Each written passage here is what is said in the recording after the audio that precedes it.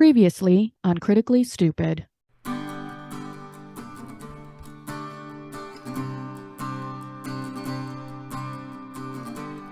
Gareth felt the stone in his hand. We jumped in makeshift cars and the rat race began. Mel and I really stood no chance. So Josh had hopped in a car with a big stranger and made fast friends. As Gareth held onto the stone, some Italian plumbers tried to knock us off the road. Josh Pat helped the giant win, but they were confronted by a guy who resembled Vin. The giant won a lifetime subscription for free drinks at our bar. But at least Gareth held on tight, now has the stone of galore. Holy crap, we have the stone of galore. But don't tell anyone I don't have a license to drive that car. We stole a car.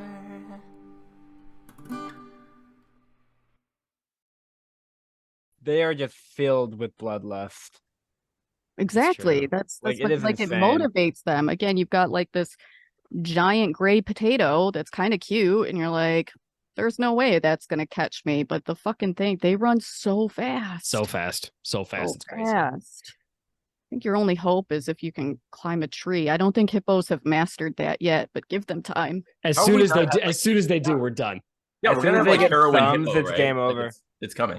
I'm kind of team hippo though, because like This everything point, sucks, and so I, for one, welcome our new hippo overlords. Yeah, We'll I take the actually. Hippocratic oath. Got it. Hypocrite.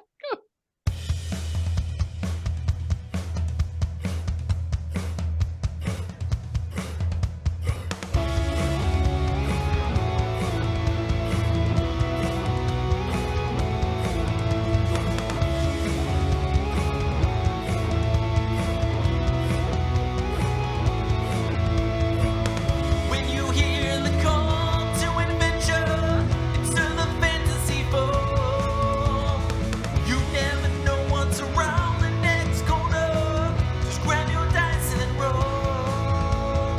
And if you have a problem to solve, call your best friends and heavenly door. You got Garrett with his filthy hands. Test and smell what's around the bend. Mel will kill at the drop of a dime. Arnold will find a friend every time. We're not murder hobos, but you'll be killed and looted. We might be the bad guys, or maybe just deluded, because we're critically stupid. Critically stupid. Critically stupid. Critically stupid. Best friends.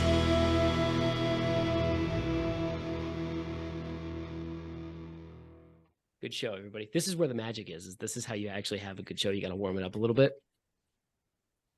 What's going on, everybody? Welcome to your soon-to-be world-famous Dungeons & Dragons real play comedy podcast, Critically Stupid. I am Alexander James, and I'm happy you're here.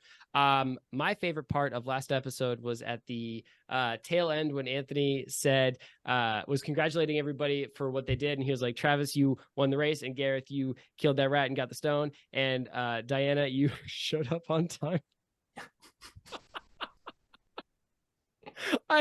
I thought it was very funny and I laughed a lot. Garion, why don't you go next? Hey everybody, my name is Dick Urkel and I play Gareth. And I think my favorite part of last episode was when Alex pulled out two Italian plumbers in matching red and green uniforms who threw a blue shell, and Gareth, who was hurtling in first place against his will, quivered in fear because Alex did not know what blue shells did in Mario. It would have been great if I did like a single second of research, but Just like one Google. a single Google. I didn't even. Diana, you go next, please. Hi, my name is Diana. I play Mel. I also have the wolf pup Joshua Patrick, Josh Pat JPZ.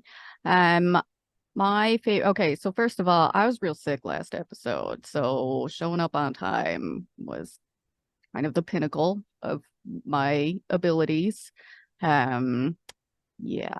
My favorite part was definitely Josh Pat, just like living his best life, going for a car ride. He didn't even care there was a race. He was just, had his head out the window, sort of. I guess it didn't really have windows, but yeah, it was real cute up here. It's real cute. Despite my being sick and like 95% mucus. Anthony, your turn. I was real sick, bestie. Anthony. I'm Anthony. I play Arnold the Bard, and my favorite part of last episode was our guest Travis being adorable with Josh Pat and like having him like lick the eggs and such before he threw it. Like it was all, and like just using his slobber as it was flowing in the wind, as they were driving. It was all very funny, and like I liked how much he stayed in character despite the fact that I was like, look, all this character wants is to win this race, but oh no, now there's someone to help, and he's suddenly gonna help this person. I'm like, he's his own adventuring hero, and he's only has this one-off show, and it's pretty great. I don't know. I like. We were really the side characters of his main story. We were straight up. Yeah, and that was my favorite part. I think, like, imagine if you were going on a race and then a rat with some guy just showed up. I think my second favorite part was when Anthony was. I just remember this when Anthony was trying to do his intro last week. Diana kept interrupting him for some reason, and finally Anthony said, "Diana, I'm gonna shake you. I love you so much.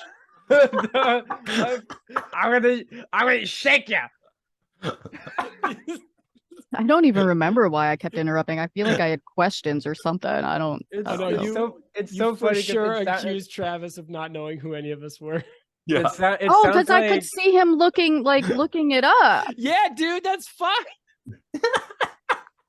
It's so funny because he was like, Anthony, and you were like, son of a bitch, and I was like, hey, Diana, can you fucking chill? It was really so sick. It was so actually funny when Anthony said, "I'm going to shake you," because it sounded like a first grade teacher snapping, but she can't physically harm her students. So she's like, "Jeremy, I'm going to shake you."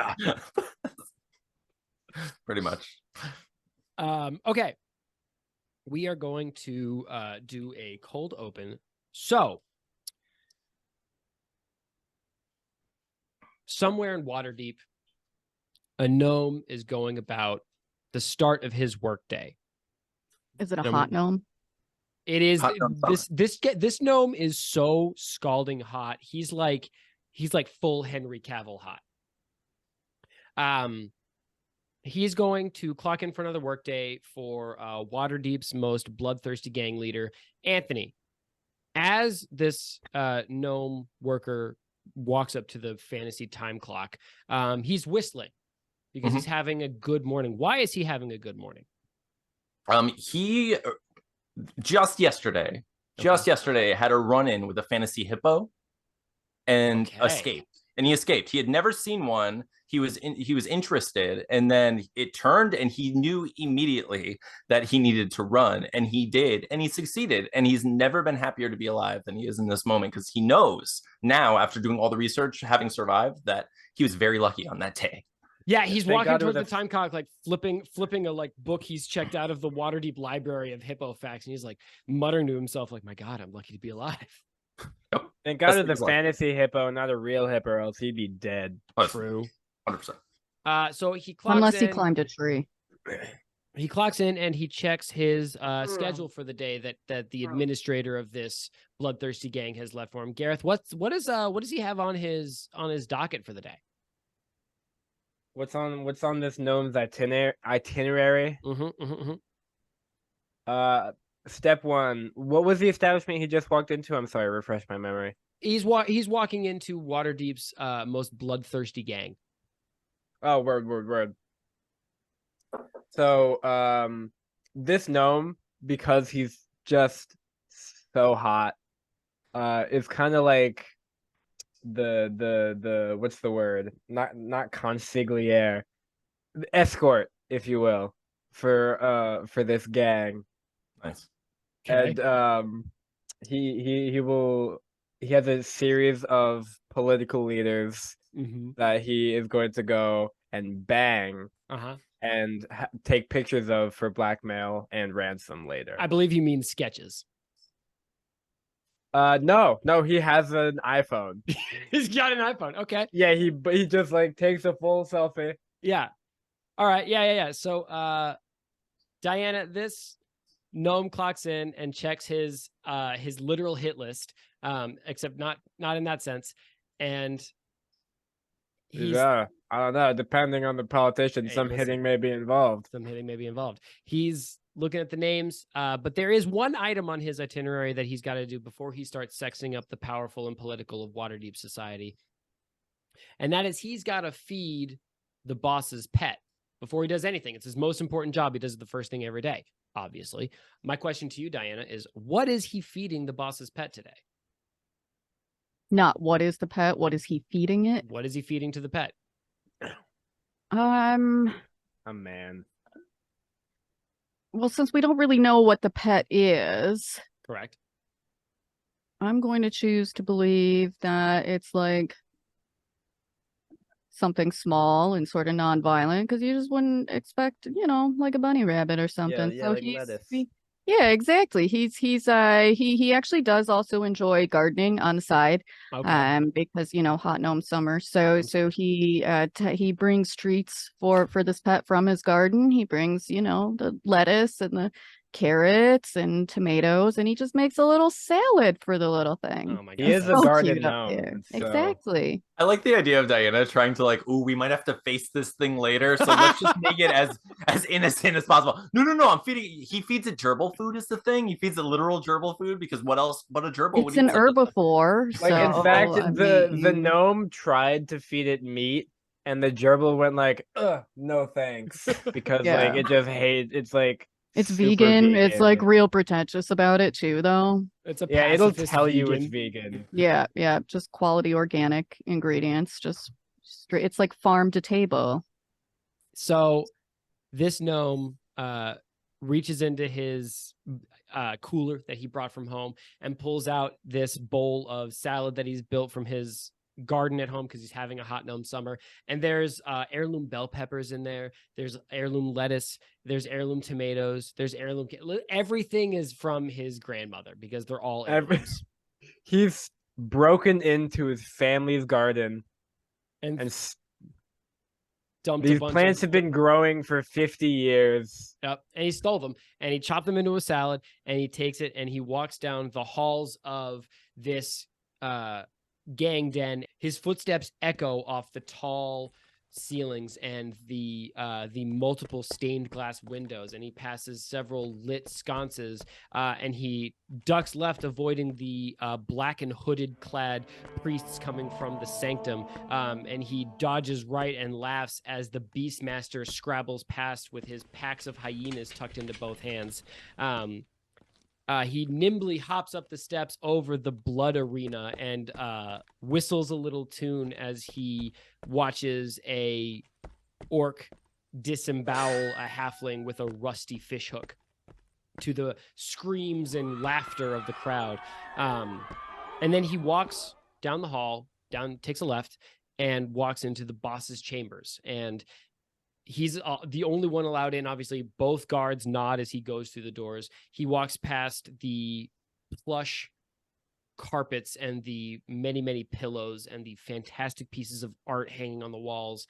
And he walks up to a small side table tucked into an alcove, surrounded floor to ceiling 180 degrees with pictures of this pet. They're done in oil paintings. They're done in modern art, like deco pieces. There's some like abstract concept art of this pet. And the gnome gently tips his heirloom salad into this fishbowl, and he watches it sink gently down around the sole occupant. He lowers his face and taps on the glass and says, "Hello, Silgar. How are you today?"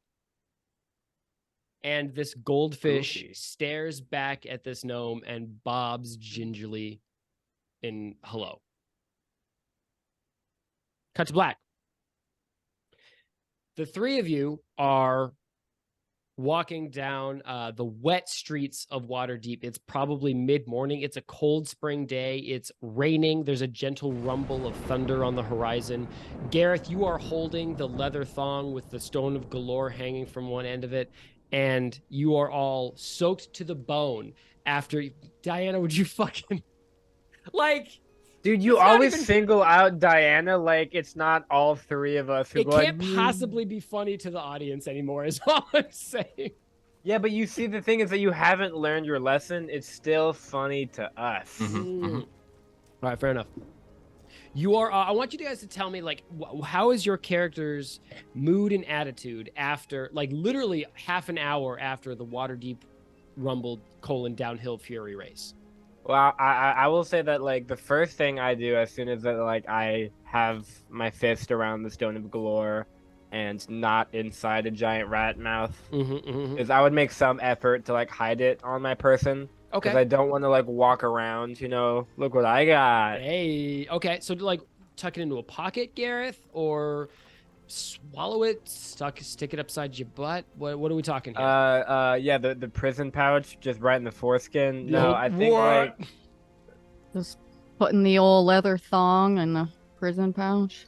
Yeah, no, I think just like, you know, like a well hidden pocket. I feel like as a rogue, I have hidden pockets on my cloak. Yeah, you know. I feel like Gareth's robes are mostly hidden pockets at this point. Like I feel like it's just all pockets. Oops, all pockets. Yeah. Like the pockets aren't hidden. It's just hidden because of how many there are. Like shit, it's got to be. Hold on, give me just. Oh my god, I'm having a vision. Gareth's wearing cargo robes. Oh fuck yeah, dude. God, I can picture it. It's so drippy. Holy shit. Okay, but more importantly, so let's say the Stone of Galore is well hidden, Gareth, but like, how is your, like, how are you? Like, how's your attitude? Like, I've deliberately been pushing you guys through a bunch of, like, narrative things over the last few episodes, so I'm very curious as to, like, how you guys are, like, feeling about everything right now. So Gareth is feeling grumpy because he's just been, like, beaten to shit, like, every episode for the past, like, 4 weeks. True. And he's feeling very upset at his lack of ability, I would say. Okay, how so? Because the only cool thing he can do is useful for, like, oh goddamn, I'm about to die, holy shit, oh my god. Oh, your escape knife. Yeah, exactly. Okay, like we call it the escape knife, you know? Yeah. All right. So he's feeling frustrated because it seems like his one trick is just disappearing. Exactly. Interesting. Oh, that's so deep. Holy shit. All right, Arnold, how are you feeling? I feel like at this point, Arnold misses performing. He misses actually playing music, and he's starting to feel like you know, he's happy to be with his friends, but he also is still feeling the loss of 2 of his friends. And then most recently, he feels very betrayed by Tim, whom he thought was a good friend, and he made him feel like he doesn't like him at all. So now he's, you know, Arnold's starting to regret having that giant Tim tattoo on his back. Yeah, Tim's the asshole, everybody. So Arnold misses performing. How do you feel about like the events of the past? I mean, even the past like 48 hours, Arnold. I'd say that Arnold would have thought that the whole race situation was very confusing and exciting, and he's a little disappointed that he didn't win or place at all. But also or sign up for the race. And then also feeling like a little bit of guilt over the fact that he probably stopped someone else from participating in the race by stealing their car, and realizing that a little after the fact, and like, oh, we did have some important business, but so did the person who was, you know, supposed to be racing. So can you imagine signing up for a race and like then it's like, Racers, we were starting in 5 minutes, and we're like, all right, I should probably go pee now, so I don't have to like pee while I'm racing, because like the G-force is really bad for you. I'll just go out real quick. I'll leave my keys here because like, you know, there's security. I'll be fine. And then you go pee real quick, and then you like run out, and then you just see 2 strangers in your car, and you're like, hey, wait, that's my. And then the light hits green, and they all just. Yeah, what I And you're didn't just standing there. what I didn't describe last week was the two 12-year-old orphans who didn't have anything but their one soapbox car, standing in the rain, watching Mel and Arnold zip down the hill. They had been begging on street corners, saving up nickels. We're gonna be For the able to feed past our family with these 4 winnings for a years. year. They probably wouldn't have won anyway. It's fine, guys. You know what's funny is Mel was on the back looking back, so she would have seen them, and I don't think she would have done a goddamn thing. No, fuck them kids. Just finger yourself. Oh my god. Okay, speaking Shouldn't of have Mel, gone to the bathroom, morons. piss your pants next time, babies. Speaking of Mel, how is Mel? It's a free feeling action about- after all. It's not. It's not. It's all right. Listen. It's Oh, not is a free pissing your action. pants not a free action? So No, I got it into is. this whole fucking debate on TikTok because You're of so the old. fuck you. The episode I was referencing was the episode where Jess peed on somebody peed on Diana to unfreeze her from the balcony Yes. in Stevie the Wild Cards episode. Yeah. And she was like, it's a bonus action, right? And I was like, no, it's a full action. And so I applied the question to TikTok. I was like, is pissing yourself a free action? And everybody is like yelling at each other that it's a free action or a bonus action. I'm like, no, it's not. It can't possibly be. Pissing yourself is a full action because it requires concentration and intent. How much concentration and intent does it really require, though? Well, Not it much. It's depends on something if we it's- all do If every it's day. voluntary or hopefully. involuntary. I think it depends. The real Being able to produce at least enough for them to run their stupid fucking test. Mel, Yes. how are you feeling about the events of the last 48 hours? Shockingly less cranky. Mel is feeling so much better. She was like real sick 10 minutes ago, and now she's like just so much better. Like miracle cure. As soon as they cross the finish line, she's like, oh shit, that cold is gone. the Beautiful. entire race, she had like a thing of NyQuil, but it kept spilling. And then Was the it- race ended, and she was That's finally just like, Not accurate though. Like Canonically, I think she was drinking hot chocolate, and I like to think that she just like dosed it with NyQuil, and then now she's just like riding the high. yeah. She's just feeling so much better and is no longer 95% mucus and 5% misery. I think she would be feeling just kind of tired, honestly, and a little bit confused with everything that's been going on. I mean, we have been all over the place. We were in a wig shop talking about Lucky Charms, and then there were skeletons. Mm-hmm. Then there was a raid. I mean, she loves it for Josh Pat because he obviously had the time of his life. Yeah, just But, that's thrilled. Yeah. But she's just a little bit confused about everything that's going on and tired and kind of misses just going on long walks in the woods with JPZ and going back to Troll Skull and hiding in her little nest. Well, things happen down below. It's just been a lot of action. Mm-hmm. And she doesn't necessarily shy away from it, but she doesn't seek it out either.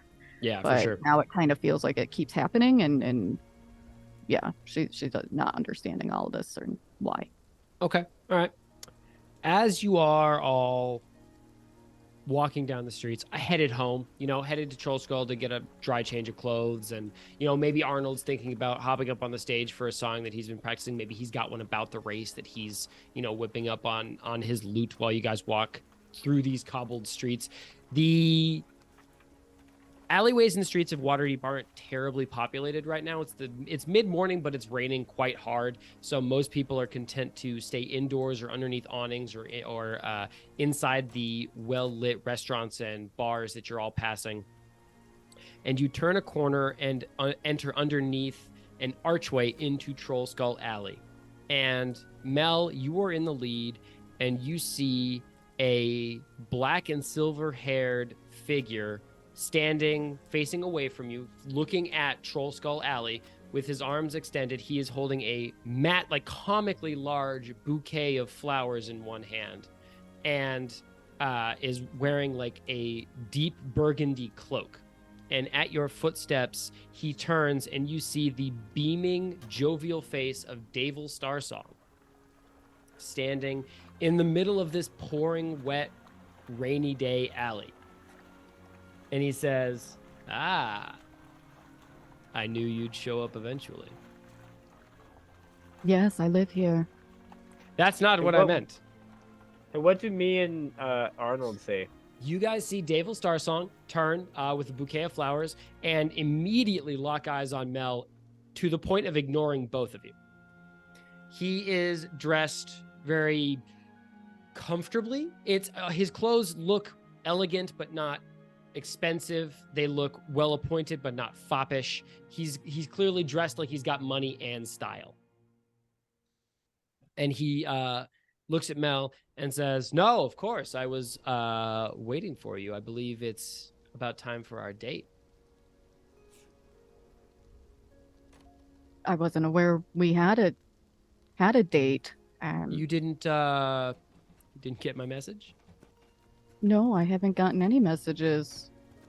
Oh, gosh, that's embarrassing. Really, really quick. I Please. feel like Gareth feels like this is some sort of ploy to get the stone. Okay. So Suspicious motherfucker. Yeah, obviously. All right. For the first time in her life, Mel's not suspicious because he's still like hot as fuck up here. Oh, yeah. And, you know. So I think that sensing that he's like basically ignoring me and Arnold, Gareth is just gonna like real casually just walk into Troll Skull.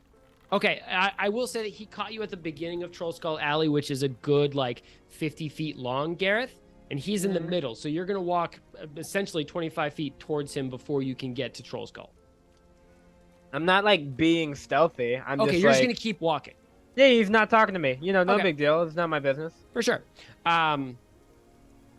He says to Mel, he says, "Oh, I'm terribly sorry. I sent several letters with the post, but I assumed that I would find you at the yawning portal. I didn't. Is that not where you're? I mean, I don't think you're staying there anymore. I know your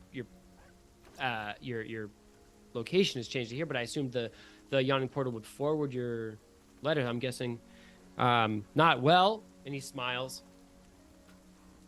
"What are you doing right now?" Alex, Yes. and this isn't a critique. I'm asking because my memory, I don't remember. Does he have a voice is my question.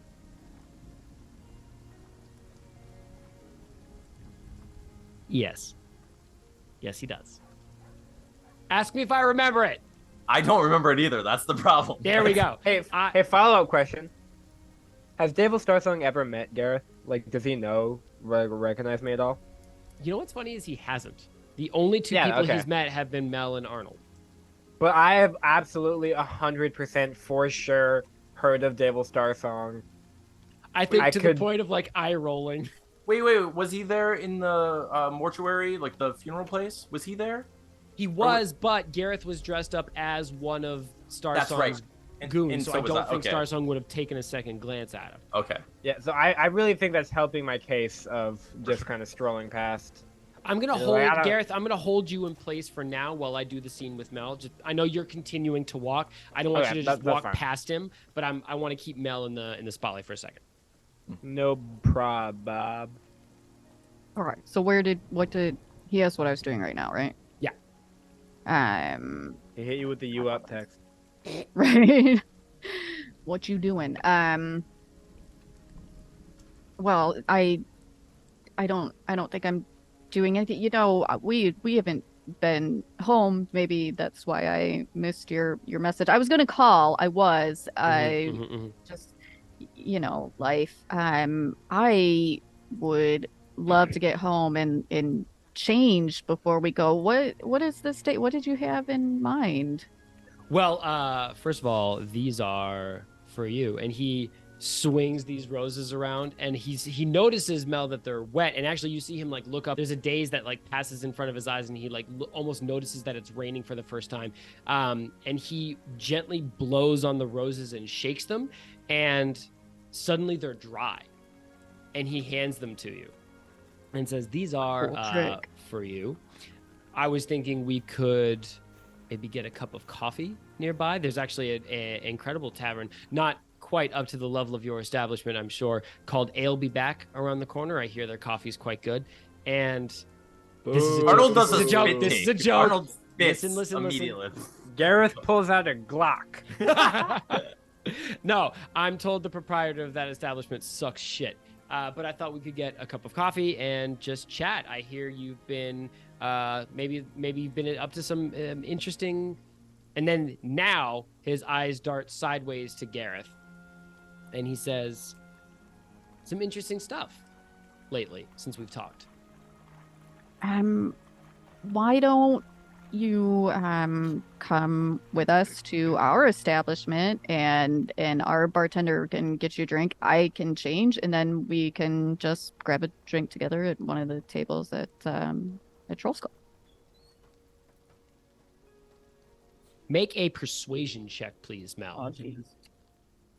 Now here's the thing. I thought my should she really have to make a face persuasion would have check because persuaded him. she is kind of just like inviting this man over to her place technically because she does live at Troll Skull. I didn't say it wasn't a. I didn't say it wasn't a persuasive. Persuasion. I didn't say that I didn't say that you could pass with a 2. Like Yeah. I mean, like Yeah, it's a you'll be low fine. check. We But gotta make the roll. We roll. gotta roll a die occasionally in this game. Hold on, let me see. You know what's funny? My friends fucking hate this shirt. Why? Why? They think it's stupid, cringe millennial humor, and I hate to say that you guys thinking it's funny kind of proves their point, but I didn't think it's funny. I think it's a cool shirt. yeah, me too. That's why I bought it. All right, Diana. It's only a 9. Oof. Okay. All right. More. I was hoping my face would give me like an added advantage, but What a wild suggestion. I mean, You I'm know into what? it. Hot take. What if Mel, not Diana, but what if Mel is just like ugly? I think he nods right off the jump. He nods and says, "Yes, of course, I would love that. Frankly, you just at the end of the alley here, just that big building right at the end. is it that big building right at the Yes, end? it is. Yes, it is. Sorry. The one with the neon sign that says Troll Skull Tavern. First Yeah. ever invented I do neon vaguely sign. recall that we had the neon. Yeah, You guys we had did neon like the invent. neon I think we fantasied it up as like arcane Like glow pixie stone dust or some yeah, shit. some Yeah, shit. it was some But shit you like have a that. neon sign that says Troll Skull, and there's like an arrow. Yeah, it says it has open where it's just like OPEA. Yeah. OPEA, you know. So go ahead, Mel. How does Josh Pat feel?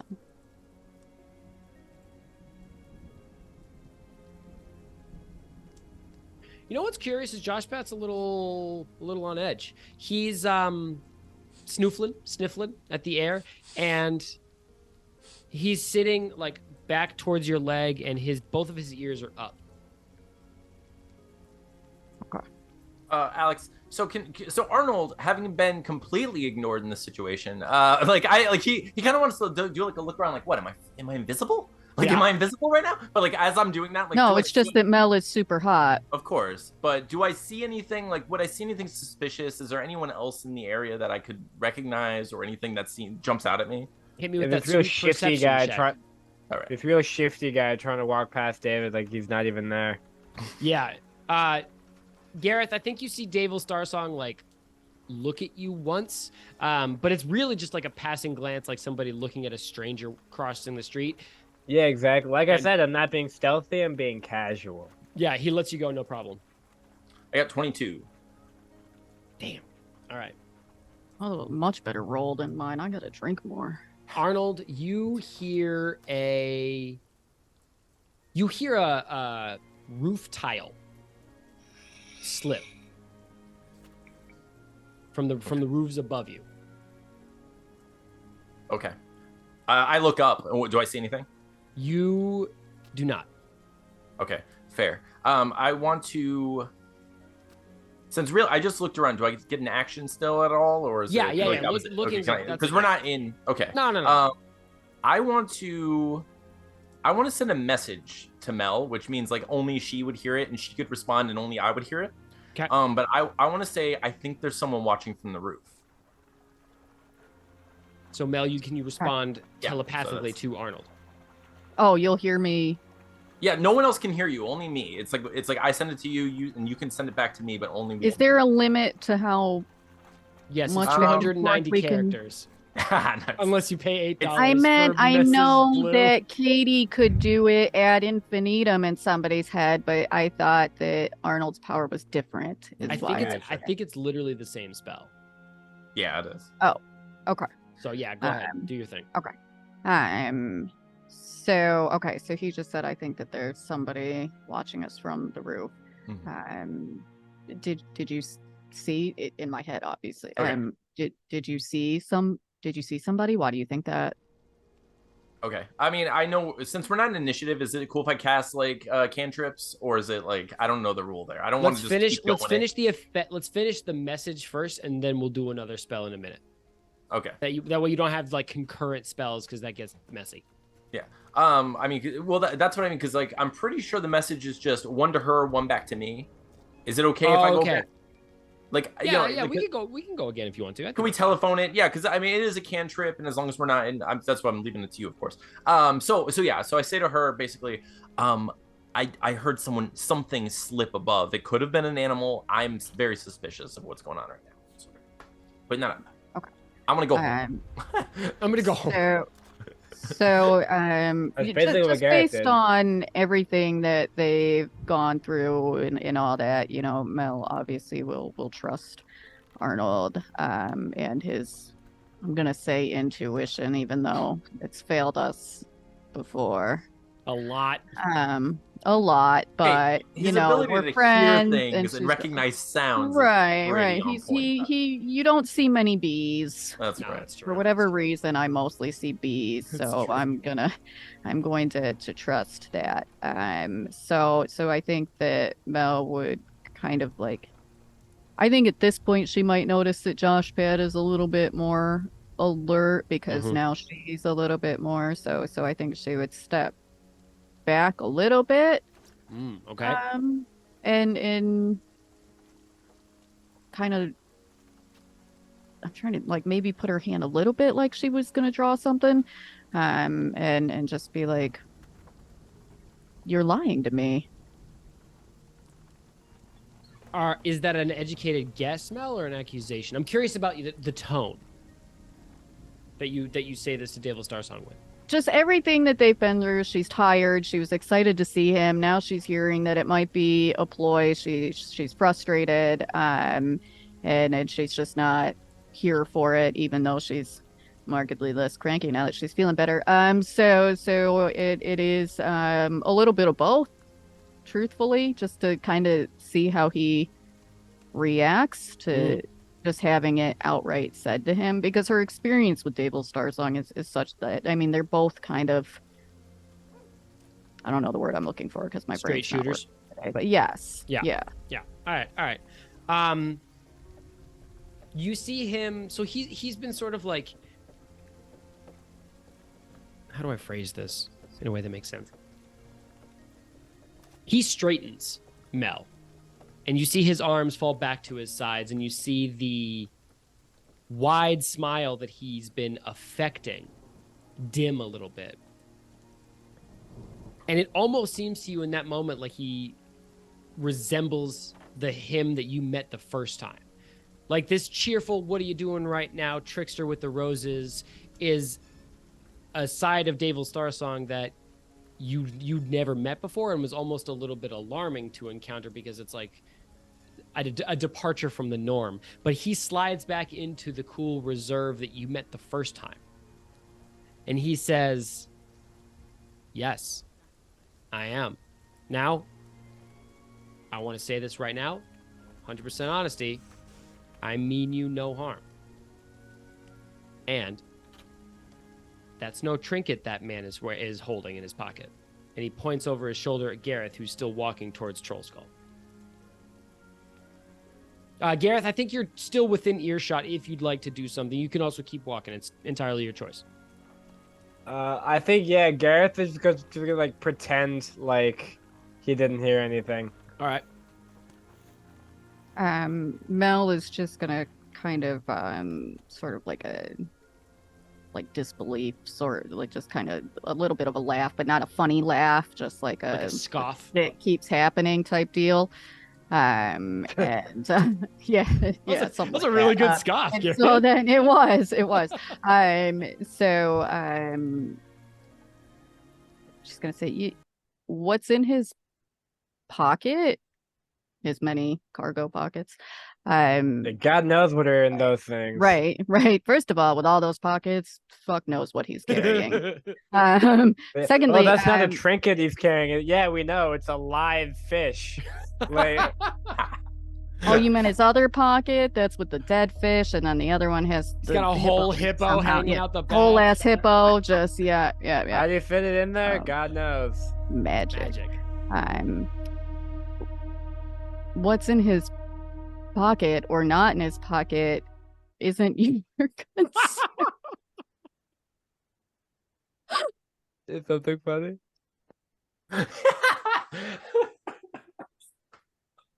God, you stole every ounce of drama out of that scene that Diana and I were doing. I fucking love it. What happened? She was doing a whole monologue. You're so intentional with it too. Like, I know. I was trying not to. I'm like, no, stay in it. I could not. I was also very focused. Yeah. You need to cut him like dun. No,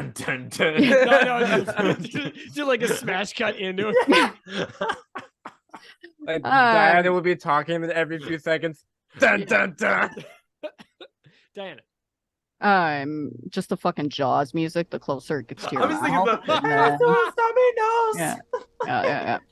yeah.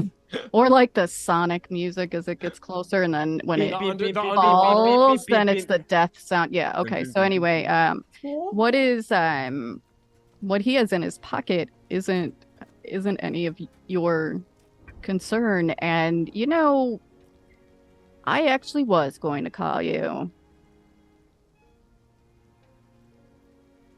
It is a little bit my concern, just like it's a little bit everyone's concern, because your friend is essentially walking around with the world ender in his butt pocket in his cargo robes, and I think that concerns all of us. Now, I would like to... Are you referring to the hippo? Because that could be a world ender. I am referring to the hippo. Yeah, everybody knows that he's carrying Duke Astrid, Destroyer of Worlds, in his back pocket.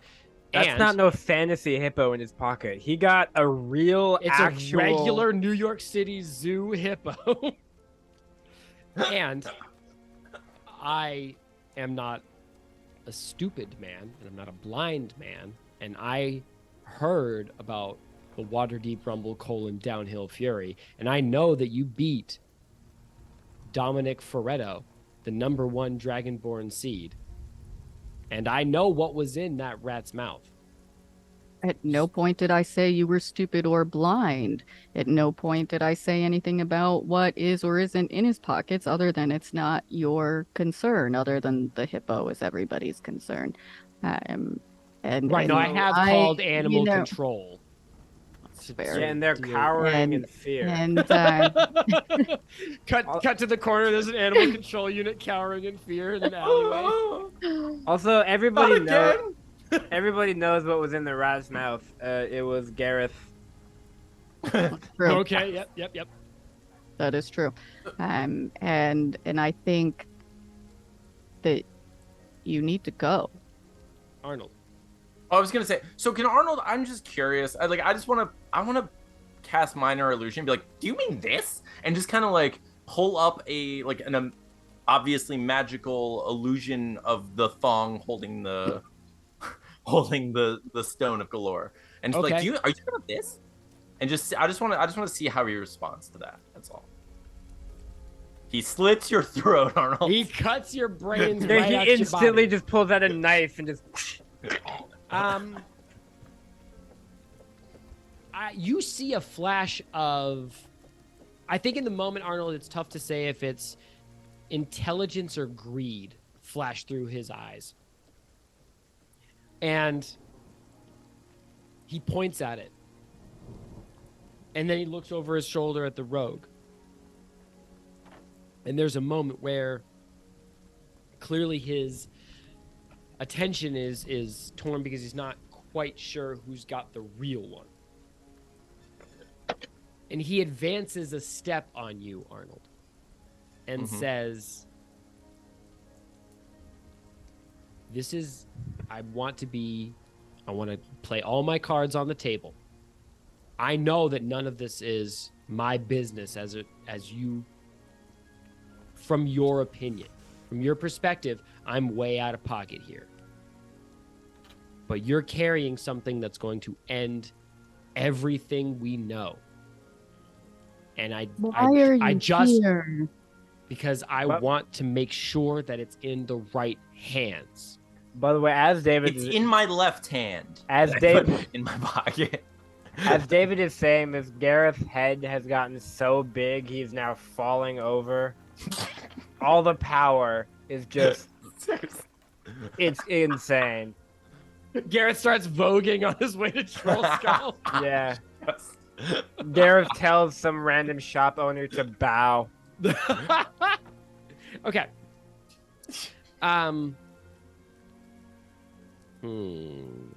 So can Arnold? Okay, so Arnold at that point when he says that would say, "We're doing our best with what we have," and I'd put it in my pocket. Like imagine putting it in my pocket and be like, "But we want to do the right thing. Can you tell us what you know about this thing?"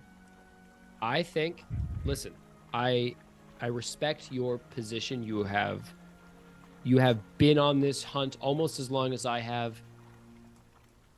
All I would like is to accept my lady's invitation to sit down at a table in there and talk about it. No tricks, just me, myself alone, and you three. So Just- on the roof. that's what I was about to say. Go ahead. Yes. So do you say that, Diana? Like in character? Yes. Okay.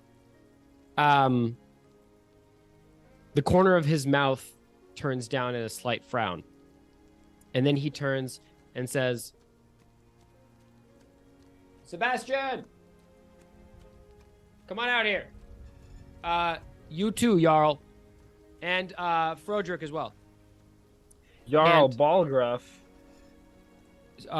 Mel, you see a lank-haired, hooded archer slide into view on the rooftop, like literally slide down the roof tiles and catch himself nimbly against like a hook on a gutter and hang from one hand. He's got a short bow in the other with 4 arrows knocked onto You it. had a sniper up there. That And then looked from the so alley, cool, though. from the alleyway next to Arnold, you hear a deep bass rumble, and a figure stands up from behind the 3 boxes and crates that it was hiding behind, and it's 6.5 feet tall, 4 feet wide at the shoulder, covered in short tan fur. As you recognize a bugbear step out of the shadows, it's holding like a crude club in one hand.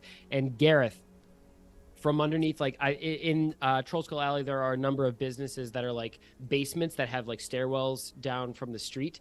Popping up from one of these stairwells, you see a black leather-clad, essentially bandit with 2 daggers step up, and he's spinning both of these daggers across his fingers nimbly, like he's literally spinning them like coins. Does he also cut himself? Because the last time that Nah, he Gareth actually looks cool spinning as hell something. about it. Actually, What an asshole. but they all show up and lower their weapons. You see this. You see the archer like tuck his arrows into his quiver. The bugbear lowers his club, and Sebastian, I think, is just like tossing these daggers to Continues himself. looking cool as Yeah, fuck. it's true. It's true. So Mel would obviously still be on guard. Did you come to try to kill us, Captain Starsong? I came to talk to you, and I came to make sure the stone stays with you. You Can I are... tell if he's lying? Yeah, roll an insight check, Bestie. Sorry, I didn't mean to interrupt No, you. it's fine. Here, I'll keep going while you roll, and then you can tell me what Okay. you roll at the end. Sure. You are right now, I don't know if you know it or not, the most important people, not only in Waterdeep, but I can tell you in that we all know it. the entire obviously. Sword Coast. I mean, we're the only player characters. All right, what'd you get, Diana? 15. He's shooting straight with you. I think there is a level of disappointment that you can catch in his face. I think that like one corner of his mouth turning down into a frown, and he sort of like glances to the side, like clearly he's not thrilled at being caught in this position of, maybe he's used to having the power in these exchanges, or he's used to having his men continue to stay hidden. So he's clearly got the losing hand, at least in this exchange. We caught him with his pants down, you could say. You could say you caught him with his pants down, but he's not like full on lying to your face. Naked. His dick is not hanging out. Like his dick is not out. Davil Starsong! This is a family show, Anthony. This is a I family apologize Christian for nothing. show. It is. You're right. Speaking of that, I have to go to the bathroom soon. Are we close? Bathroom break it is. We'll come back. Okay. Thank you. I gotta go whiz out of my star dog.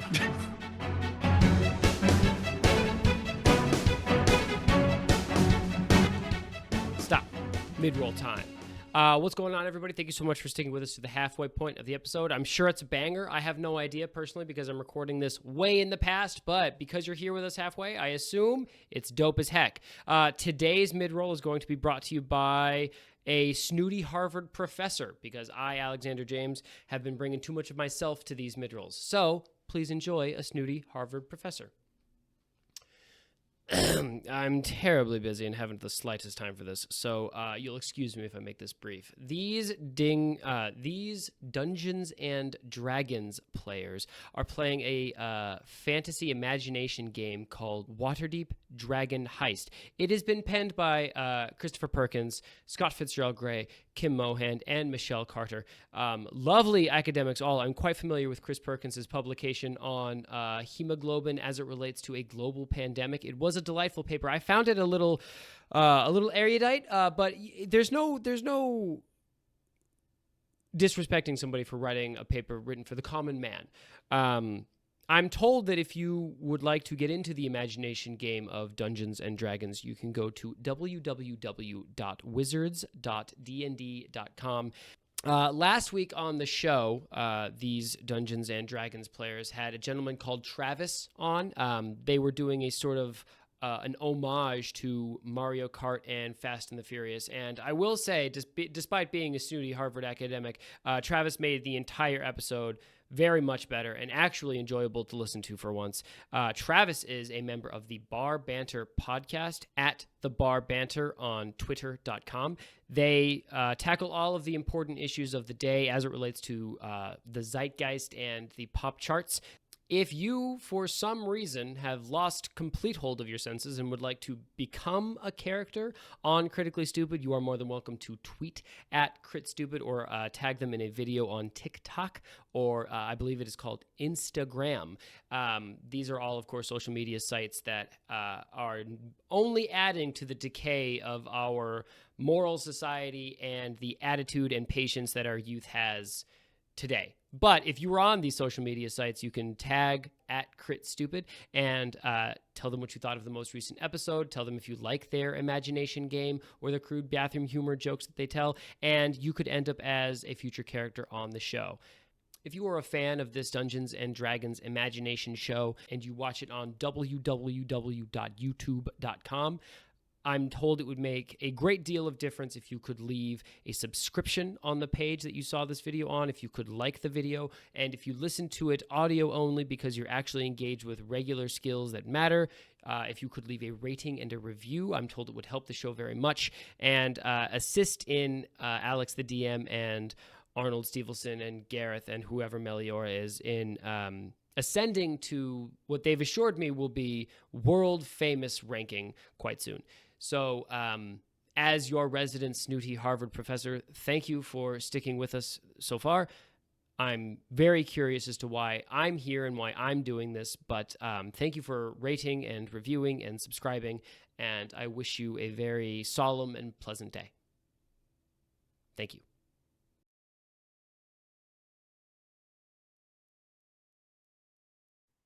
I'm already breaking. You haven't even said anything. I'm Would you sorry. pull your shit together? All right. Here it is.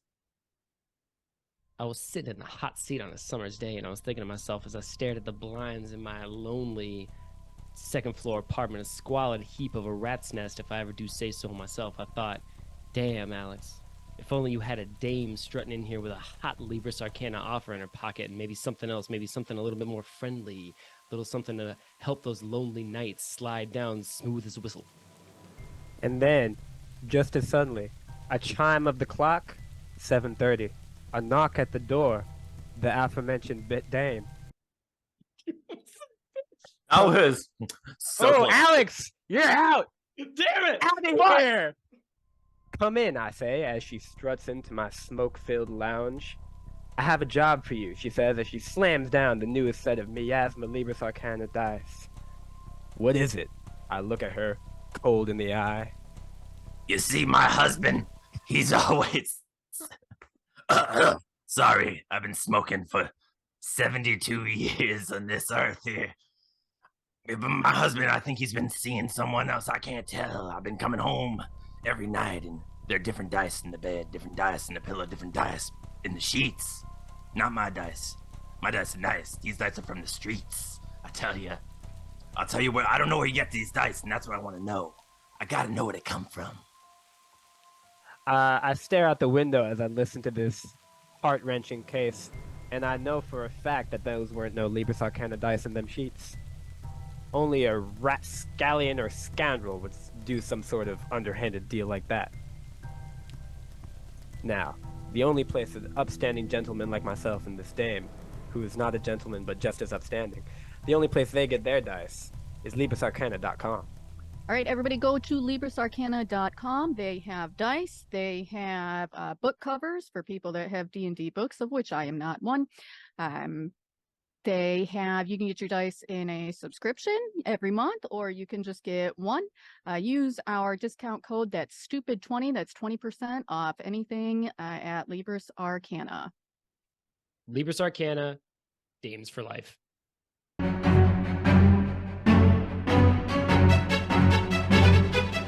Cool. That's right. Now I really wish you'd dressed up as Alex for your. I kind of, I And you put on could a just suit. he wore a you tie. could just ooze right into that is true. That's true. I dressed not- up. The DM has to dress fancy. It's not my fault he hasn't got this drip. I will kill you with my bare hands. All right, let's jump back into it. Welcome, dear listener. We returned, refreshed and revitalized and revisited out.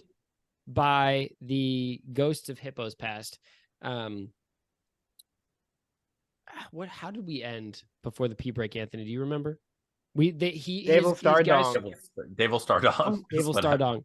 Oh, I had done an insight Yes. to see if he was Okay. lying. So and let's you jump right back so, into that. So, Diana, you have just let's just jump into you with the information I gave you. He doesn't like being caught in a lower Right. hand. Okay, so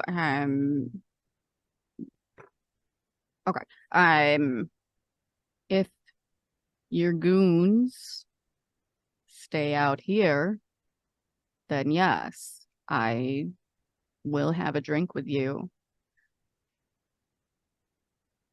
Done. Yes. Amazing. Incredible. No goons allowed in Troll Skull. 86 the goons. Heard. Wait, but who's gonna watch me perform? I want an audience. Like, couldn't they just come in and have some drinks? They could spend some money. They could Arnold, spend a bunch of money. Did you see the weapons, Arnold? Well, hold on. I'd like to believe that Troll Skull has an outdoor stage for nice weather. It is actively pissing rain. There you go. I didn't say that it Which is is also nice a weather. free I'm just saying action. we have an outdoor stage for it. Arnold doesn't give a shit about the rain. Don't.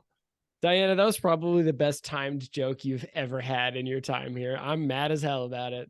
I'm gonna be so honest. I didn't hear it. I'm very. It's because you upset. were What was still it? talking. I never shut the fuck up, and I'm the worst. Diana, please tell me what I you like said. to think I've had other time jokes. It's just that nobody listens to me. It's a year later and nobody listens to me. I got a sweet setup so people can hear me. Doesn't matter. A very Nobody consistent non fucking critically listens. Well, stupid. here I've asked twice to hear what you said, and you've just Oh, complained so he about how said nobody it was, listens. yeah, it's turnabout's fair play. He said that it was just pissing rain, and I said it's also a free action. Ah, nice. It was funnier in the moment. I still thought it was funny. I laughed. No, the goons stay outside. Actually, Sure. they could just go home wherever their home may be. I will send the Boom Raiders home. Gentlemen, and he makes like a circling sound, and with nary a scaper, they disappear. Like the archer hops up over the roof and disappears into the clouds. Arnold, you see the bugbear just like gently recede into the shadows of the alleyway. Oh, And, kind of like that Homer Simpson meme. Exactly. And Gareth, you see the knife wielding bandit point over your shoulder, and then when you turn to look, he's gone when you look back. That smooth motherfucker, that bastard. Okay. I like to imagine that like he points and I don't turn around, but he just like vanishes. Yeah, you continue to make eye contact, and he just like evaporates like a Like Back in to the between Future blinks, picture. he just. Okay. So I think as we've initiated this scene, Gareth, you're going into Troll Skull first because you've got a far lead on everybody. It is 10 o'clock in the morning on a rainy spring day. So there is a little bit of trade in Troll Skull. There's some people drinking coffee, sitting at tables. Floon is there exactly where he's supposed to be, handing out breakfast pastries. I think the library part is much more busy than the bar part. I would for sure agree. The bar is deserted, and there's two or Hold three on. tables. No, deserted. Really, we don't have a few dedicated alcoholics, Right, like who just- regulars that are there from Let me roll for bar it. Hang to on. bar This is- closed. this is Fantasy Dungeon- Barney. This is Dungeons and Dragons. Let me roll for how many alcoholics you have dedicated to your bar. I did I hope it's actually. 32. I did 34, actually roll. I did actually roll a nat one. So you have 0 alcoholics dedicated to your bar. You guys have got to step it up.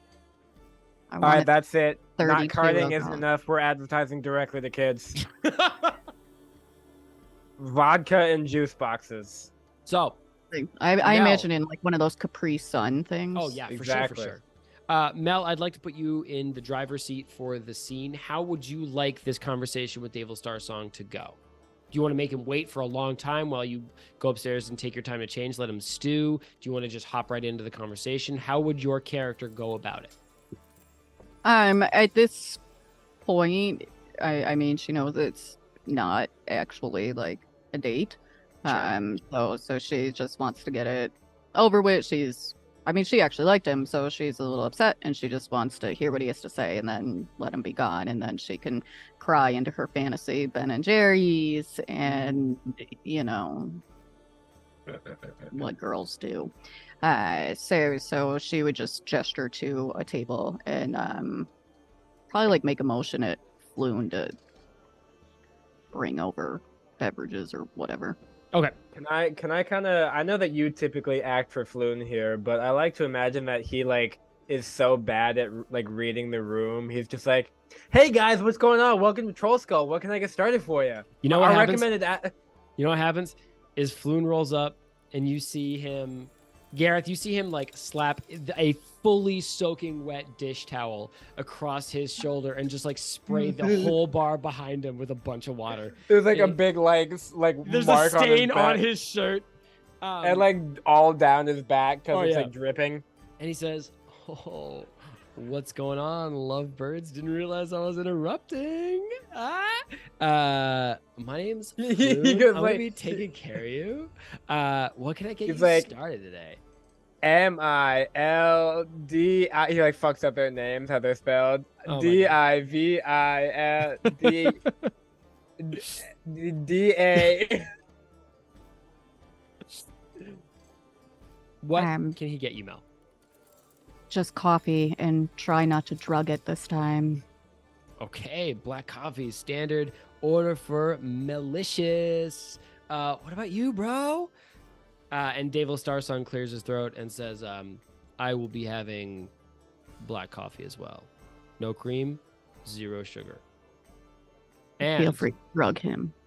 I will be paying for the ladies as well. Oh, by the way, Gareth is personally making their drinks. He doesn't trust Floon for this. So Floon goes back to, I think Gareth like hops behind the coffee bar to make these drinks. Floon grabs them and comes back, and on his way over, Dianna, Captain Davil Starsong, leans back in his chair and he looks at you and his eyes are a little bit troubled, and he says, I understand you have no cause to believe me, but this is not how I wanted this to go. I feel like I've intimated that this is somehow a cheaper experience than I intended. Based on the goons outside, my impression of how you wanted this to go was very poorly for my friends and me. So why don't you just say what you need to say? All right, that's fair. Would you like your 2 companions here, or is this strictly a you and me scenario? That was a date, didn't you? Oh, He said it was a date. She has said nothing of the sort. no, not anymore. I mean, she's just hurt again. Fantasy Ben and Jerry's and full on just crossing out all like the hearts she was drawing in the margins of her notebook, where she was like Mrs. Captain Starsong, like just scribbling Meliora all out. Starsong. Yeah, exactly. Just all gone. In the yearbook, there was like a big heart around his picture. Yeah. Now she's ripping his face out, and yeah, it's a whole thing. She's writing like sad messages next to where he signed. So this scene is going to be between Davil Starsong and Mel. That's fine. I would like to know what Gareth and Arnold are doing, because I want them to be at least peripherally involved if they want to be. Sorry, let me very like noisily close this bag of Cheetos. I'm sorry. I'm actually gonna put it up to the mic. Arnold, you go first. I like the idea that Arnold would, I mean, obviously he's not super aware in these moments socially about, these sort of situations. He just pulls up a fucking chair. That's what I was going to say. So Arnold would 100% pull up right next to his friend Davil Starsong. And because at this point, he's a little suspicious of Davil, doesn't recognize any of that date stuff that was happening at all. Like, it's just sitting next to him, just like, so what's going on with this stone? Even though no one's talking to Arnold at the moment. All right. I'm into it. He's trying to be an adult. He's sitting at the adult table, even though he's used to sitting at the kids' table. He has invited himself to the adult table. Exactly. So Davil turns to you and says, okay, how much do you know about the Stone of Galore? Not what you've heard, not what other people who have their own agendas have told you. How much do you know? Gareth will wander over now, by the way, just so we're all in the conversation. Okay, cool. So like he's asking Arnold. So Arnold says, if you're asking me what I personally inherently know about this stone that I haven't heard from other human or creatures in the world, 0 things is what I know. I know the approximate weight from holding it. I know what it looks like. I know the color. Yeah, I've seen it a few times. Greenish. I can tell Let's just pretend we all know nothing, Yes. and you tell us what you know. Thank you. I'm with Mel 100% on this, as you should have been. I can't believe you. How dare you, by the way. I'm on Elle's team. I still have very high hopes for myself and this lady. This is an unfortunate circumstance that I'm hoping will be a funny story later when we're both happily murdering people, head of our own band of brigands. However, for now, we seem to find ourselves on opposite side of the blades of fate, so I will persevere. The Stone of Galore. Fate. I want to fall in love with you. The Stone of Back Galore is the key to a vault that... Where is this vault exactly? And I take out a pen. And I don't know. Nobody knows. The only Worthless. person Get out of here. The only person listen to me. The only person who knows is currently dead. I am one of very few people who knows that he is dead. The person who knows, or knew, I should say, is Davil Neverember, the former open lord of Waterdeep, the one who embezzled 500,000 gold dragons and hid it somewhere in the city. He Oh, you mean to say that a mysterious amount of gold is missing mysteriously, and this also mysterious vault that we don't know where to... This couldn't possibly be a coincidence, could it? I understand how ridiculous this sounds. I understand this sounds like an episode of soon-to-be world-famous Dungeons & Dragons real play comedy podcast, Critically Stupid, but I assure you this is no laughing matter. I've actually heard they're pretty good. The Yeah, beginning they're- episodes were pretty rough, but they really get going. They're a little rough until season 2, but then they really hit the gas.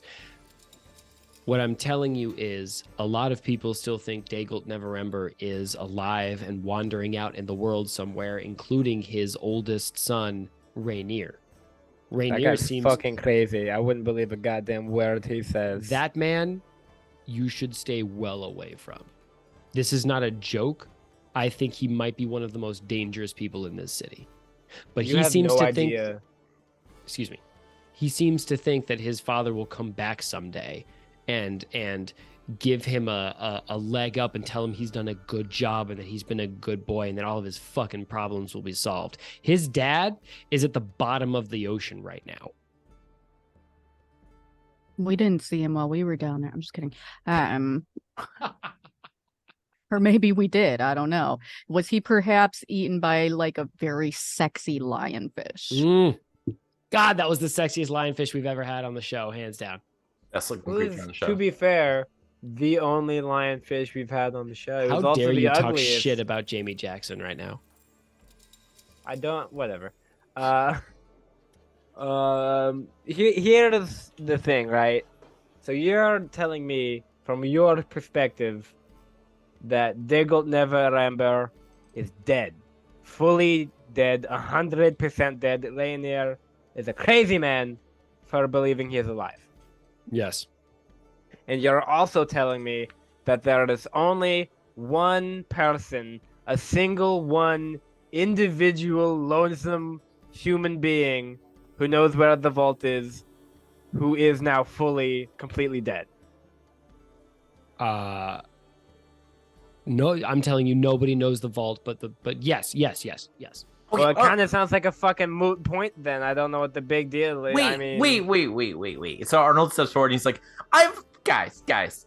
So you're so sure, is it because you happen to know where his body is? Because if you do, my friends and I have spoken to dead people before. We could probably figure out a way to do it again. I have no doubt, Master Bard, that you have many occult contacts in the city. There is no way that you are going to speak to this man. He died legions out to sea. Legions. He died leagues out to sea. His body is gone. How did he die? Drowning, probably. His ship was attacked by something in the ocean. But what matters is dying at sea is like the old-timey equivalent of dying off screen. I don't buy it. Right. the Stone of Galore is not a stone. It's not a gemstone. It is a powerful magical artifact that knows itself where the vault is. You can ask it. And I will caution you. Listen, I am alone here and unarmed except for my affection for one of you. But Is it me? I was going to say Arnold We starts to all blush. everybody starts to blush except Everybody Mel. starts blushing. You're like, oh my god. Stop. Like other customers in the store are just like, Oh my god. Floon faints. Just I am not here to take the stone from you. My men have left. It is only I, and I assure you that I mean you no harm. I simply wish to tell you that the stone you are holding is not a stone, and it is potentially the most dangerous thing ever created. Can you ask it other questions besides where the vault is, like a magic 8-ball? It is a magical artifact that you can attune to if the power of your soul can rise to the mark. But if the power of your soul can't, if it deems you not fit or not strong enough, it will destroy you completely. And that is why I'm here, because I don't wish harm upon you. I know that you mean essentially good to the people of the city, the same way that I and the Zentarim do. And so I wish to help you in any capacity that I can. You know what? I think, personally, as somebody with no authority or leading say in the stone whatsoever. In fact, really, Arnold should be the one saying this because he has it in his pocket. I'm already speaking to it. I'm sorry, guy. I don't mean to interrupt whatever Sorry, I've you're actually been talking having a about. conversation this whole We've time. been having the whole We're time. tight. Me and the Stone and Galore are boys. I We're call best him friends. Gal. We're going to go see Barbie this weekend. I was more into Oppenheimer at the time, but I've been convinced at this point the Stone is into Barbie, and I believe it. Like, let's Right. do this. But anyway,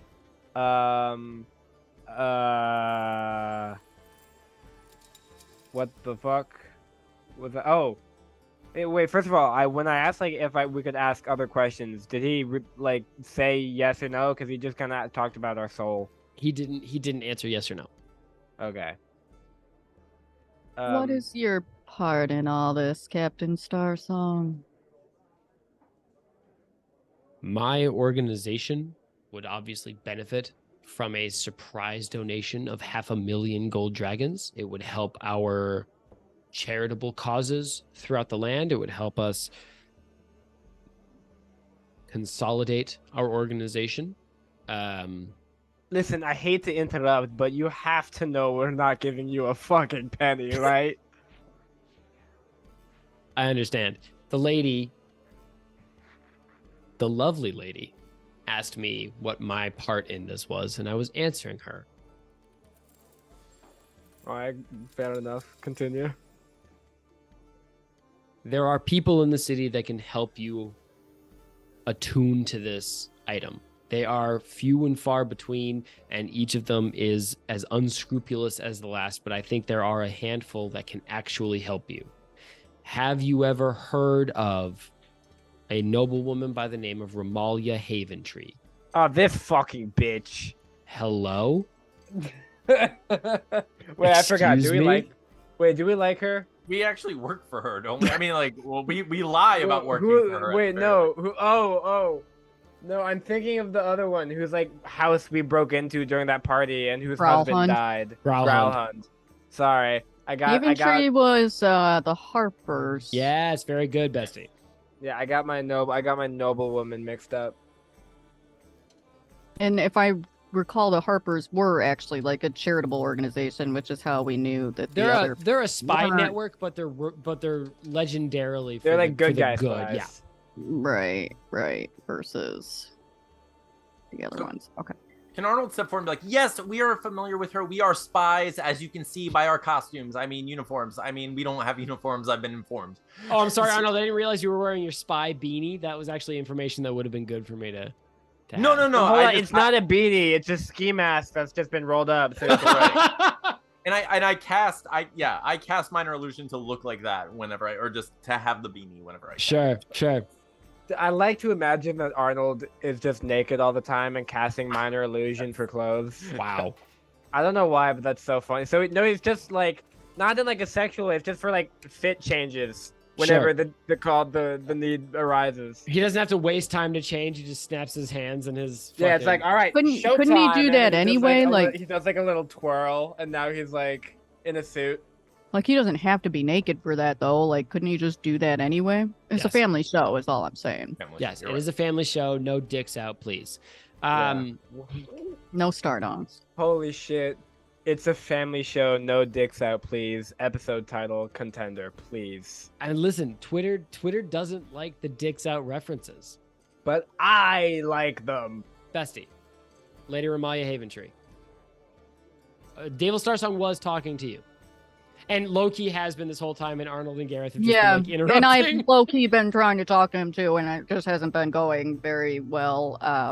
Ben, am I right? Right. Okay, so he said that I'm sorry, refresh me. There was so much other shit going on. He was working. There are a number of people that can help you attune to the Stone of Galore. Almost all of them are unscrupulous and may or may not betray you, but he recommends one called Lady Ramalia Haventree. And he's asked if you've ever heard of her. Yeah. Yeah, we've heard of her. Why would we trust her or you at this point? I mean, the Zhentarim and the Xanathar have been tearing this entire city apart with their pointless gang war, and we're supposed to believe that you just happen to work for the good side. We've lost so much. Why would I listen to you now? I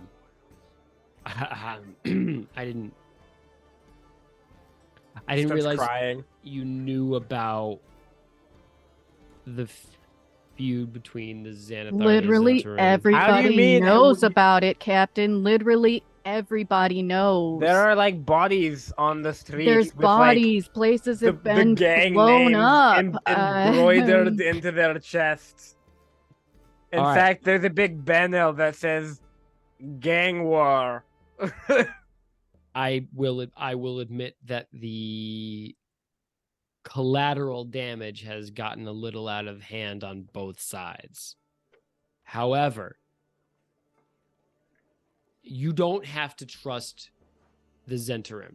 You barely have to trust me, although I hope one day to earn your trust as well as your affection.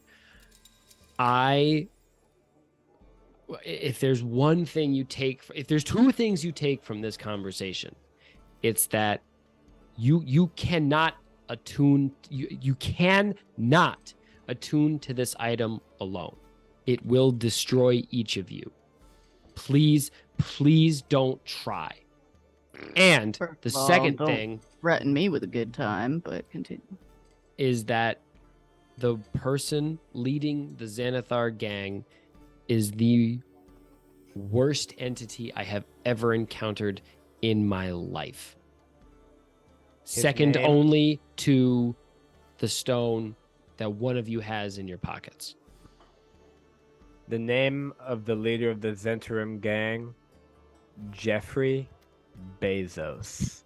It's Xanathar, and no, Jeffrey Bezos runs the guild Amazon. Amazon. which side was above table? Because my memory, which one was Sylvie with? Was Sylvia's that on Sylvia's Xanathar. Does she head the Xanathar? Somebody died. She is in charge of a She cell. was drunk with power. Yeah, she is in charge of a cell. But you did actually, to your point, Bessie, you heard somebody remark upon Sylvie and the Starsong incident a couple episodes ago. That's what I thought. So I guess I would say, we've had a few run-ins ourselves with the Xanathar. Sylvie in particular, I have reason to believe you're also familiar with her. You see his lips curl back in a sneer, and he turns and spits on the floor. Floon, clean that up. Really? Floon dives straight up, like over the bar, under the table, towel first. And Well, I don't care for her either, but that doesn't mean someone has to clean this up. I like the idea of him catching it before it hits the ground. it's like a whole Matrix scene. He like dives out. Davil Starsong says, "I will not sully the roof of my mouth with that woman's name, but she is a twice-poxed witch of a woman, and I hope the wheels of her wheelchair fall out while she's rolling down the street." Okay. Yeah,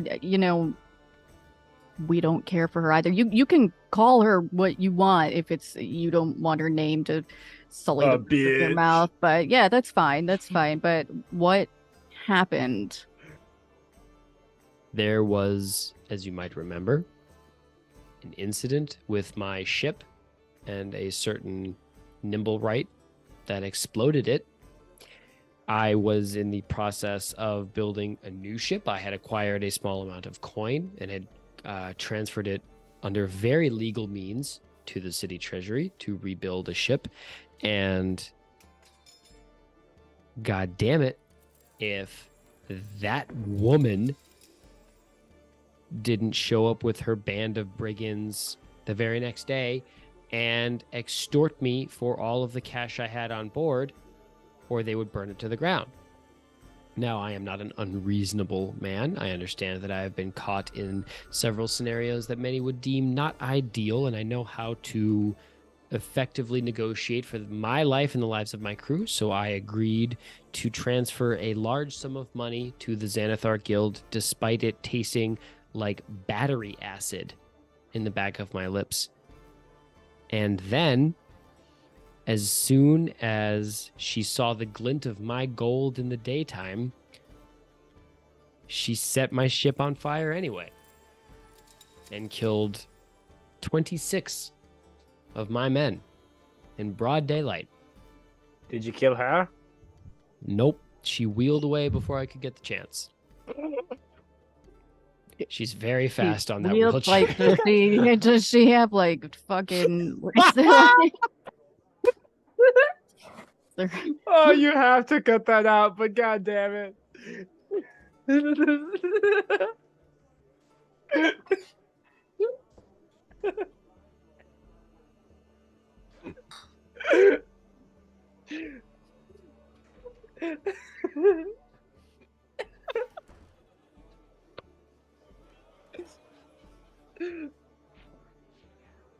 Holy shit. Woo. Anyway, any whoosies. Any whoosies. Can you? What is the war about? Simply, money.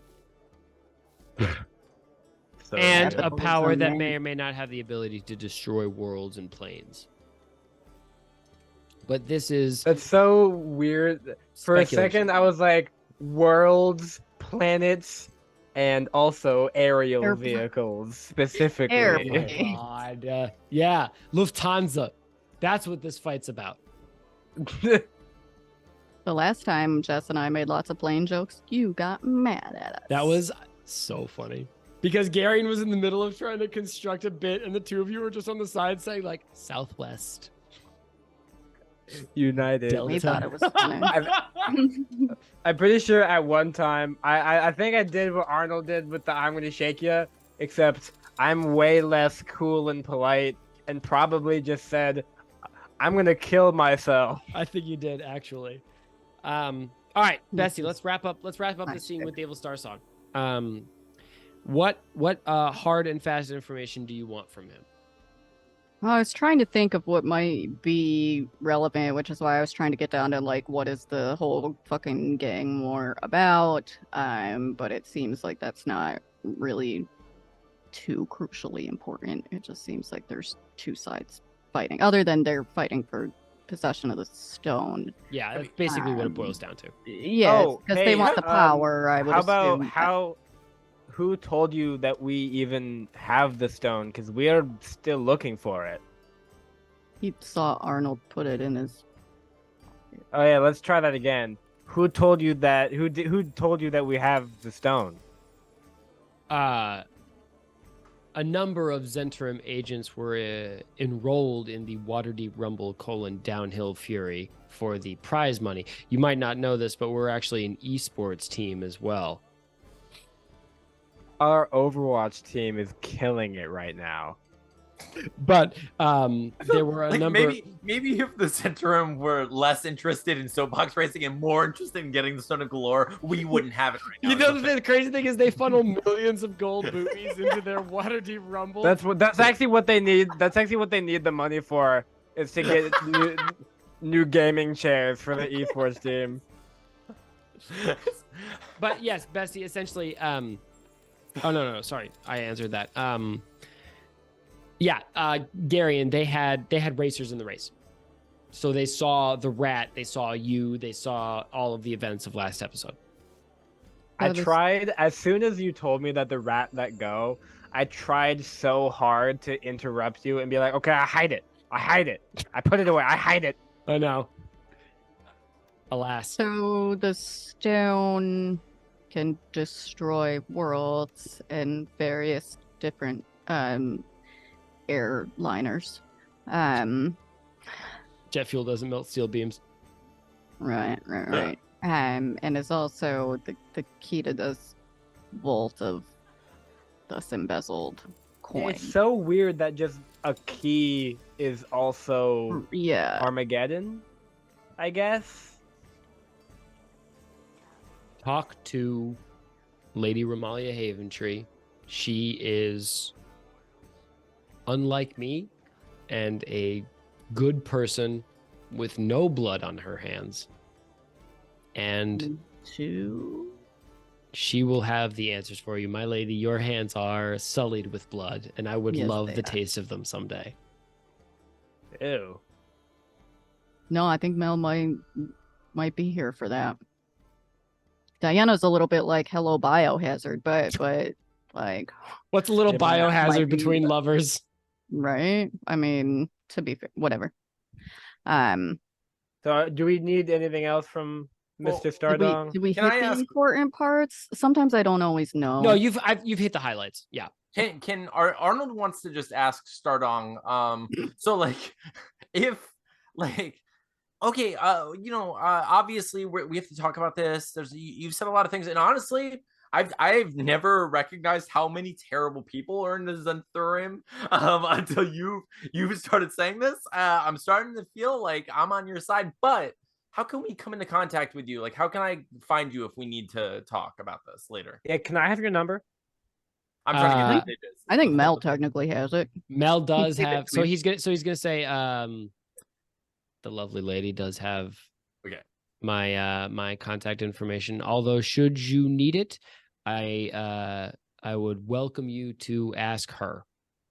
Okay, wonderful. I hate to say, like, we need you to leave at this moment immediately, but that thing that I just said but we do need you to leave this moment immediately, actually. He stands up and I think he stands up, scooches his chair in, and then he leans down to kiss Mel's cheek with consent. And then, Mel, you hear him whisper in your ear as he's kissing your cheek, trust no one. And then he does something in front of you that you on the table that you don't. He does something on the table in front of you that you don't catch. And he slaps his dick on the table.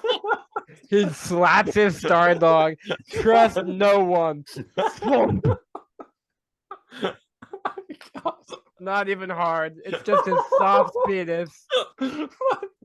This fully flaccid star dog. Why is it so funny?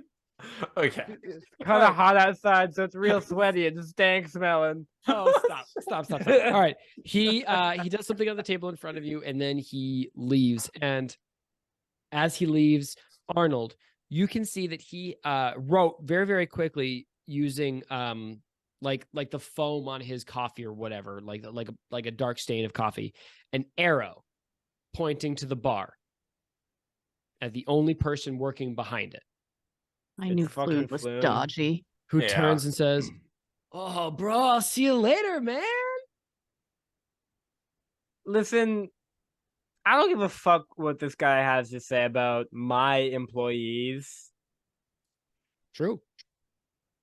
I mean, listen, above table, everything you heard today was this dude's opinion and perspective. Mhm. So like it's all I'm actually very curious about what your characters believe and disbelieve and think is truth and think is lies. So Gareth wants to do something a little bit unrelated to David. But so I know, don't look at me like it's Davil, but you know, it's the whole, oh, I don't remember names, so funny. Anyway. That was really just to myself. I'm Yeah, sorry. yeah. No, I get it. But anyway, Gareth would want to make 2 identical copies of the Stone of Galore. But I was wondering if there would be a way, like with Could we my make sleight of hand. more than 2? Could we just have like 32 copies and it'd just be fun for me, is all I'm saying. Nobody knows which one is real. That is actually a very interesting premise, Gareth, that I would like to explore in an episode of its own, because I think that could be full of like potential hijinks and like cool new characters and like that's some fresh stuff that I'd like to investigate another time. Cool, yeah. So Arnold would kind of like look at everyone and be like, I obviously we're all really tired. I need a shower. We were just racing and Oh, wait, hold on. Did David pay? He did. Yeah, he left a generous tip. Good. Like I was 50%. I was thinking of being like, all right, that'll be like 5 gold, and hoping that he just like doesn't have a concept of money. He's like, okay, here you go. Nah, he paid. So Arnold just kind of says like, I'm kind of really tired. I don't know what everyone's leaning toward, but I'd like at least a shower, and then maybe we can choose, like decide if you guys, I kind of want to play some music, but I'd also go to talk to Lady Heaventree. I don't know what to do with my life anymore. I'm spinning out of control, and he starts crying a little bit, like just. I think Gareth pretty softly is like, all right, listen. The way I see it, we have time for some R&R, because if there is some vault with a bajillion doubloons inside of it, and there's only one key to open it, well, we have it, so we have all the time in the world. We won the race. They can wait by the vault all they want. People might come after us. So and also, let the record show I've never trusted Floon. No one's ever had a reason to trust Floon. Yes, yeah. First of all, he's been a loyal employee. He's been an employee.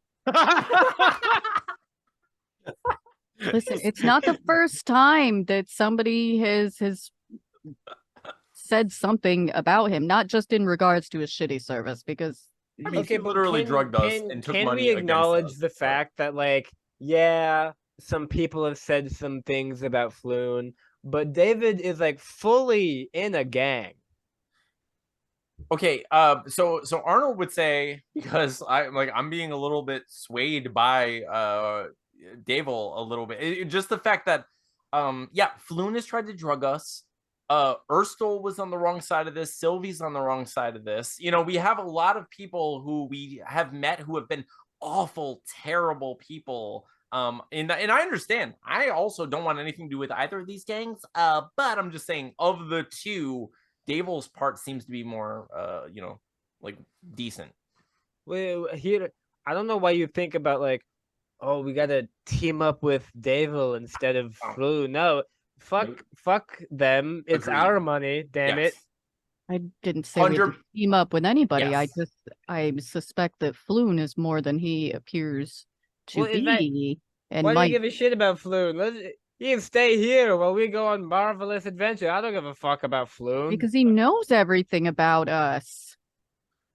Like we don't have secrets. Okay, so Arnold casts the minor illusion again. Is like, Floon, look at what we found, and I hold up the stone, and I just okay, I don't. Hold on, can I step in here? Actually, what's up, bro?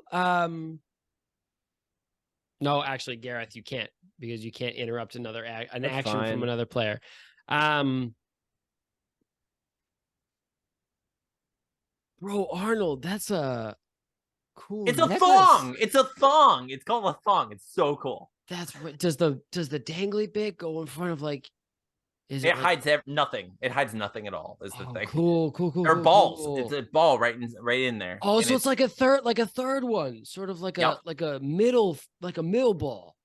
And I shake it, and I'm like, "Yep." That's so cool, man. Rad. Hey, Gareth where'd you pulls get out a it? gun and shoots himself in the head. You made that joke 2 episodes ago, bitch. And it's funny every time.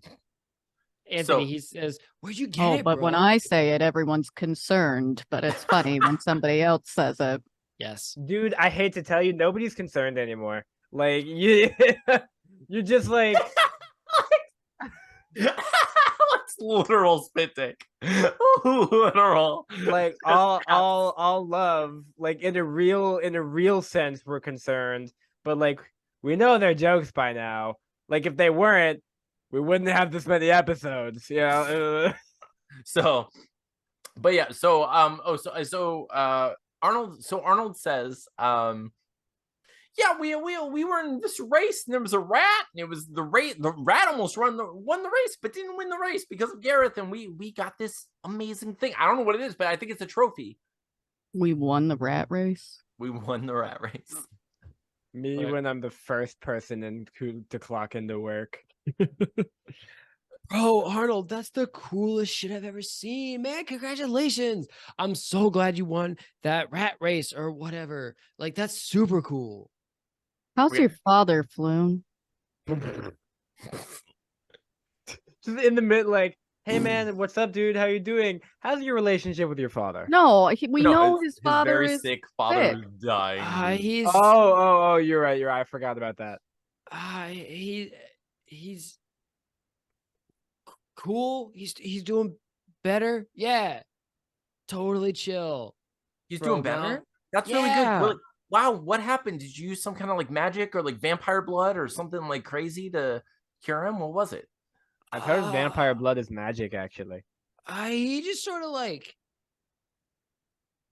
got better a little bit. Can I tell if he's lying or like Yeah, if for there's sure. like Roll an insight check, please. 100%. Okay. Yeah, don't roll a 1. He's lying. Oh, come on. Okay, not so bad. Let me see what I got. Let's say I got a 16. Okay, you can see a fresh sheen of flop sweat building at Floon's hairline. Okay. So I'm like, Floon, I'm glad he got better. It's really good to hear. I mean, I was gonna do everything I could in my power to help him get better in his life. With we found this new stone. It's gonna be worth so much money. It's amazing. But the fact that you don't need any is really wonderful because it's more for Gareth. I know how much he loves money. Well, I mean, like, Fact. bro, Arnold, like, if you could give me like a little bit to like help my dad, like, we would super appreciate wait, that. Floon, Oh, don't worry, Floon. he's We fine. give you a little bit of money every other week in your paycheck. Bro, Gareth, you only pay me like once a month, and like sometimes your checks bounce, and like I don't say anything because like you guys are mad chill. Well, I thought I don't really say anything because, like, I know you can't read or write, so balancing the check must be really hard. I like to think that Gareth writing paychecks is just like smiley faces. It's just I'm just like doing check marks because that's what I think checks are. Yeah, exactly. But no, Arnold, he says like he could use like a little bit of money if you were willing. Okay, so can I kind of so I want to kind of persuade him to just be honest with us. Be like, Floon, look, I don't know what you're going, like, I know that you're going through some trouble with your father. You said he's okay. I kind of have like mixed feelings about whether or not that's true. If you need money, you let us know, because honestly, we're about to come into a huge fortune. I'd like you to be on our side. I love you. I want you to be my best friend, and I want to give you money. We want to help you out when we can. Are you going to betray us, Floon? Yeah. Be honest. All right, so Arnold, Floon. persuasion with the intent of what? Persuasion with the intent of getting him to tell us the truth and stop this like shenanigan. Like, I don't want him to be lying to us. All right, anymore. roll it. I It. literally rolled a nat 20. So Okay. Wow. Floon loses Are his you gonna surfer betray us, Floon? accent, and he's just like super posh. Well, hello. No. Yeah. Well. It seems I've been Uh, discovered. He pauses for a second, Arnold, and you see his eyes dart down to the bar and the sticky, wet towel that he's been using to like clean the last 47 glasses in a row. And he says, "Bro, Arnold, like, I don't know what to tell. Like, my dad's still really sick. Like, I, do you want me to like? It feels like you want me to like beg for the money a little bit. Like, I know that you're gonna like. I'm not lying to you. Like, I'll take you to my dad. You can see him." So Arnold just immediately is like, I don't know where you got that. I feel like you're really bad at reading the room, Floon. Maybe you're illiterate socially. I don't know what I understand. I also have that issue. But I will maybe say, I'm in real life illiterate socially. so I just want to be like, I at no point, like, you just said to us as a lie that your father was okay. So we were just moving about our life as if everything was grand. If you need help, listen, the guy that was just in here, I'm sure you saw him because you served him. He was telling us not to trust you. I'm saying you're one of our best friends. I want it to stay that way. Let's stay that, like, let's be on the same team here. We are about to come into this money. We can help your father. You just make sure you're not going to betray us. Can we just have this promise? Like, can you just promise to not betray us? Pinky promise that you're not going to betray us, Floon. Floon, pinky up. Pinky up, bro. Floon extends a pinky immediately. Okay, Arnold's going to pinky promise him because, like, it means everything. All right, So, pinky promise. Arnold wraps that pinky around and he kisses his thumb like old school tradition, and like sucks his thumb. Oh god, I hated every piece of that. Thumb, and Deep throats that thumb. I trust you, Floon.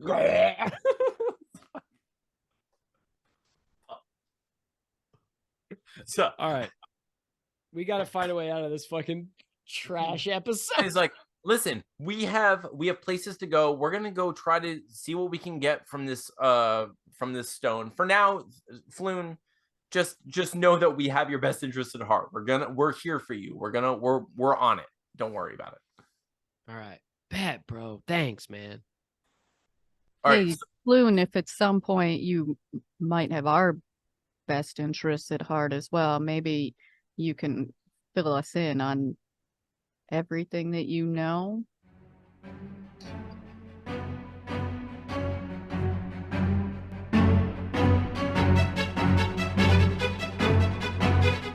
I want to hear your actual Alex impression.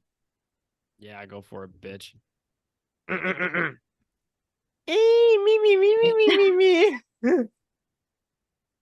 That was perfect. No notes. I Okay. mean, I All right. thought it was Alex. Did we already start the show? Is that what that was? Wow. Yeah, you guys are great. Yeah. You guys are fucking hilarious.